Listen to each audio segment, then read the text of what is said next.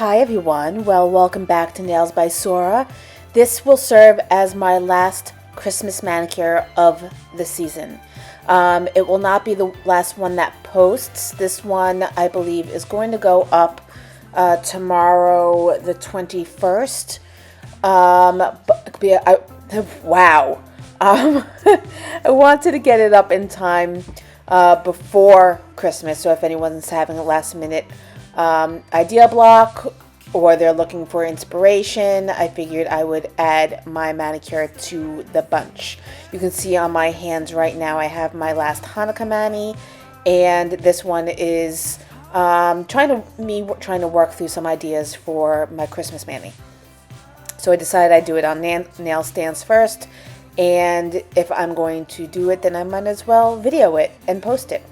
And so I'm going to post both my process of doing it on the nail stand, and then I'm going to have my process of doing it on me, or at least my left hand, and then I do my right hand off camera, which I've actually already done it. I have filmed it. It is in here. It will be what's the word? Dubbed over. I'll do the audio for that after this, but it's all going to be in this one video. So my idea was to do a red chromed mani, which you can see I'm putting on my top coat right now. I'm going to flash cure that. I'm using this beautiful red from DGel, and I don't remember the last time I had a red manicure. If I've ever done a red manicure. Red's never really been my color, but I felt like I'd go for broke and really do a true Christmas mani, if there is, you know, quote unquote, a true Christmas mani. But I'm going to do all the nails in red, as you can see. I'm going to chrome all of the nails. First and foremost, you need to put on your no wipe top coat and do a partial cure for 25 seconds or so. Really depends on your lamp and how your lamp cures. I find 25 seconds works best for me. I have a new lamp that I got from Zillabue, which I used for the manicure on my nails, but for the nails on the stand, I used my old lamp, and I don't think it really cures that well anymore. So it is ready as standby, but I've switched over to the Zillabue lamp, which I absolutely love. It's retro 1950s style, and it's gorgeous and it works so well. So now I'm just buffing the chrome powder in, and I always go back and forth between using different implements, whether it's a silicone tool or an eyeshadow applicator or my finger. I can never seem to choose one over the other. I start with one and then I switch, and then I ultimately usually end up using my finger, which I really don't like to do unless I have a glove on my hand, because then you're imparting oils to your nail, which could inhibit the gel products from sticking properly.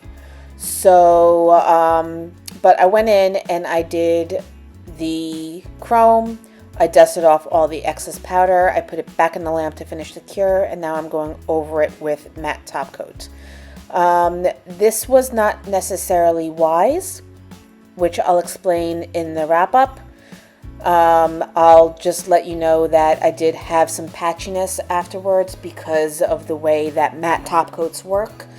So if you're going to do a matte top coat, put a layer of regular base gel on your nail between the chrome and the matte top coat, so that you have that extra protective layer between the chrome powder and your matte. But yes, so I'm finishing off with the matte top coat, and then I'm going to go in with the design.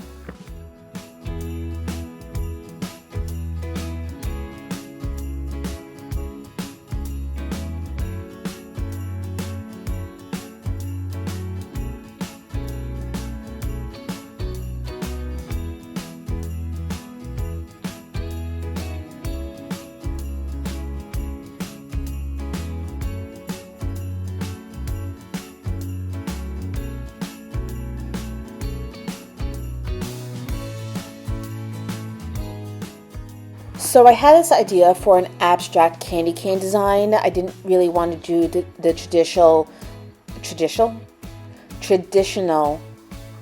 diagonal stripes. So I was going for something a little bit different and abstract. So I sectioned out this area in a little off center, and then I went in and put the diagonal stripes inside the bounding box. I liked how it came out in my drawing. I don't like the way it came out on the nail. So while you're going to see two different variations of it on the sample nails, it's not ultimately what I ended up doing in the manicure, as you probably saw from the thumbnail. So I'm just laying in the white stripes, and I'm laying them in, I'm just marking off the areas that I have the right space in between. And then I'm going to widen the white stripes and lay in some gold for accent.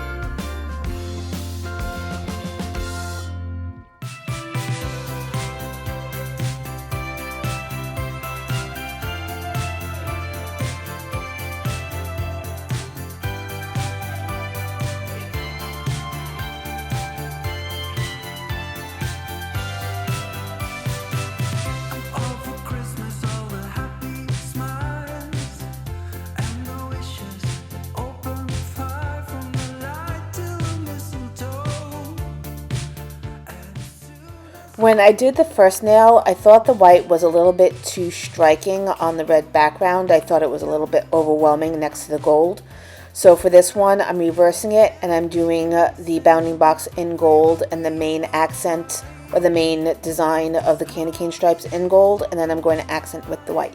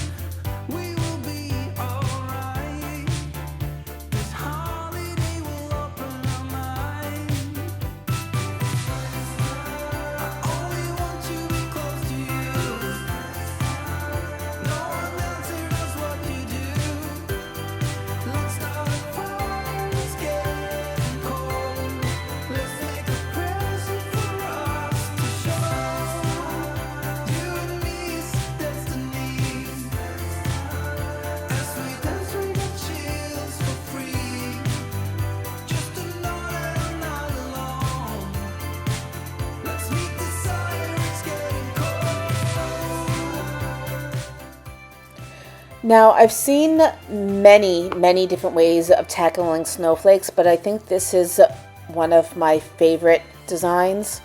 I've had varying success with it because I think I tend to make my dots too close together. So then it tends to get a little bit crowded, and I have trouble getting in all of the finer design work and the filigree. I think it came out better on the sample nail than it did on my actual nail. My left thumb and my right thumb are different from each other, but unless I show you my left thumb and my right thumb right next to each other, no one's going to notice, and frankly, it doesn't really bother me. But I do want to play around for the rest of, what's left of winter. I say what's left of winter as if it has even started yet. It starts in 2 days. And I'm in Florida, so there really is no winter, though it's a little annoyingly cold right now. It's dropped down into the 60s and 50s at night. And when I wake up in the morning, you can feel the chill in my apartment, so I'm not too happy with that. But I would like to play around with a few different snowflake designs and motifs and see if I can, keep in reserve in my brain some different designs to pull from so that I'm not always doing the same thing. But you may, if you've followed me and you've seen my videos before, you may have seen this design before. I did it on the first video I did for the 25 Days of Holiday Nails. And I really like the way it came out on this nail. I just wish I was able to, I think because these nails are really a lot longer than my natural nails are, it's hard to translate a pattern exactly the same way when you're dealing with a larger or smaller canvas. So try to map out designs as it pertains to your particular nail. Even though you like a design and you want to wear it, you may have to adjust it so that it fits appropriately for your nail shape, your nail length, and the width of your nail. But basically it's just laying down dots, pulling the brush through it, using the ink the paint that's on the nail, and not overloading your brush with pigment so that you're getting these really fine, delicate lines and not thick, bulky lines. I'm putting some dots in the center now and then just drawing them towards the center dot to add a little bit extra design. I'm going to give it a cure and move on to the next nail. Now, because there's a lot going on in the other nails, I didn't want to overload the remaining nails with too much design. I had initially thought that I might replace these gold dots with either caviar beads or really tiny rhinestones. But in the end, I liked the way they turned out with just the dots because it added kind of like this quilted fabric look to it, like a tufted couch. I really liked the way it turned out. So that's what's going on the final 2 nails, and that's going to complete the manicure.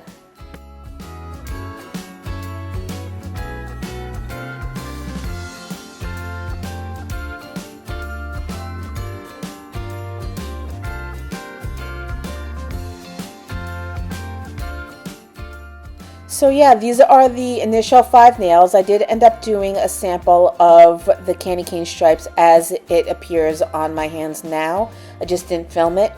But you'll have to let me know once this video is over if you like the matte or the shiny version better. And now I'm going to go into actually doing it on my nails. So it's the exact same process. I'm not going to go too far more into it because you just saw me do it on the nail stand, and I'm going to do it exactly the same on my hands. It's just always a little bit different when you have to twist your hand into different angles. So that's why I like to, when I try to record both, because it's all well and good to do it on a sample nail on a stand when you can really see all angles and twist and turn the nail however you want.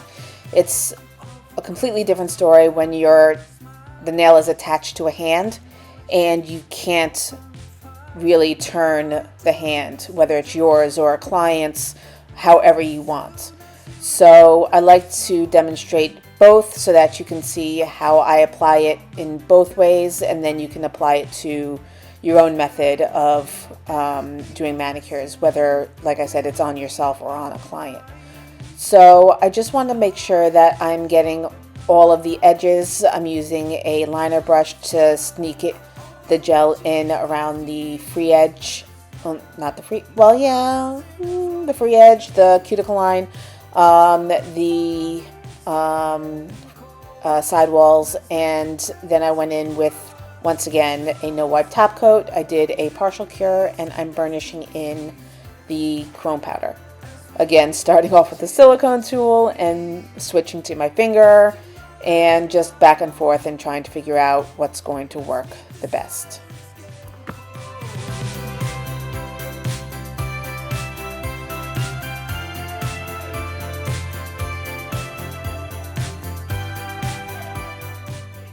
So I'm going to let the rest of the video play out. As I said, you've seen it all already. It's the same process. It's just on my hand versus on a nail stand. If you would be so kind as to take this moment to hit that like button, hit that subscribe button, hit that notification bell so that you always know when new videos are available. I'm not quite sure how many more videos I'm going to do throughout the end of the year. I do want to do a few for the New Year's, as well as my own manicure that will post next week, or potentially, yeah, I'm going to be doing the manicure on, what day is that? Next Wednesday, whatever day that is. And then that will post probably Thursday, and I may have a few sample manicures on nail stands going either before or after, or both. But I will wrap it up at the end. I actually already recorded the wrap up after I did my manicure, so please stick around for that. And I thank you for continuing to watch me. I really can't watch me? That sounds really creepy. I thank you for continuing to watch my videos. I really do appreciate it. This channel wouldn't be where it is without you, and I really look forward to more content in the coming year. If there's anything specific you're looking for, please put it down in the comment section below. And with that, I'm going to turn the music up, and I will catch up with you at the end. Working so much lately, I can barely find the time to sleep. Yeah, I spend my time running around, keeping people pleased. But this is my favorite holiday. It's a chance to start over new, 'cause I missed you, so I'm letting go of everything but you. These are the good times with you. Baby, this year it's just gonna be you and me. Hang by the fire and chill. Isn't this how it's supposed to be? Making our Christmas memories. Oh, and I've been longing to hold you close. Forget about everyone else. Isn't this how it's supposed to be? Making our Christmas memories. Oh, oh.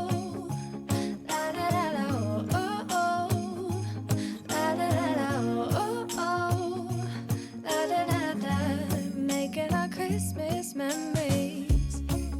I've been wrapping presents for you. I've been hanging marbles in the tree, and I've lit my house with Christmas lights, so you should come back home to me. And when we wake up in the morning, I'm gonna play those carols that you love.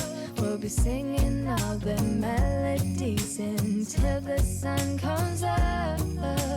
These are the good times with you. Baby, this year it's just gonna be you and me. Hang by the fire and chill. Isn't this how it's supposed to be? Making our Christmas memories. Oh, and I've been longing to hold you close. Forget about everyone else. Isn't this how it's supposed to be? Making our Christmas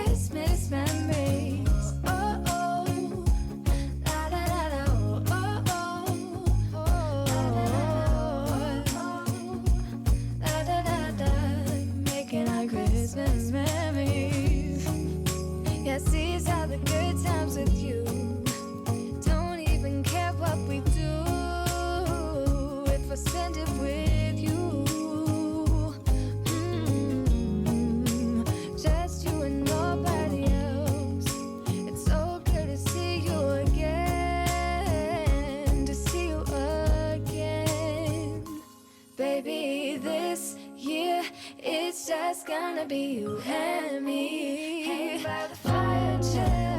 Isn't this how it's supposed to be? Making our Christmas memories. Oh, yeah. I've been longing to hold you close. Forget about everyone else. Isn't this how it's supposed to be? Making our Christmas memories.